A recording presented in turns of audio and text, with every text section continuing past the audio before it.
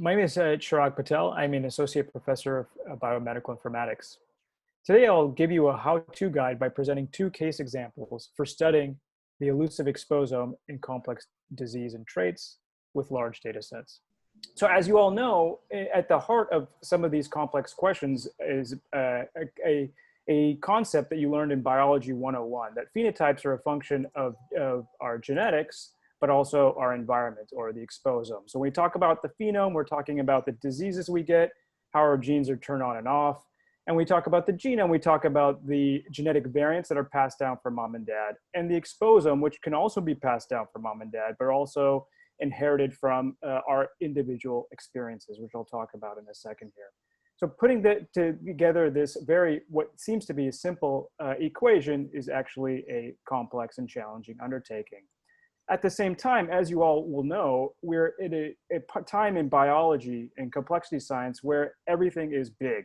We have big data, big cohorts, and a lot of measurements that we can take on them. So the outstanding question is how to map this elusive exposome and the genome onto phenome in large, complex observational data. And so here I gave a few examples of the data sets that are out there in the public that people such as you could use to start attacking this question.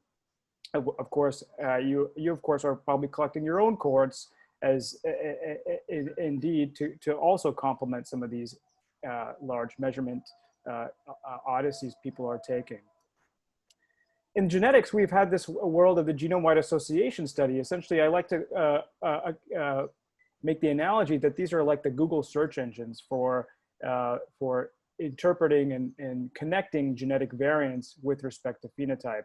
And so here I show from the immense scale that has been achieved by some of the commodity level prices achieved through these biobanked samples and cheapening omics measurements. So as of 2018, there are about 3,500 publications that use this search engine, if you will.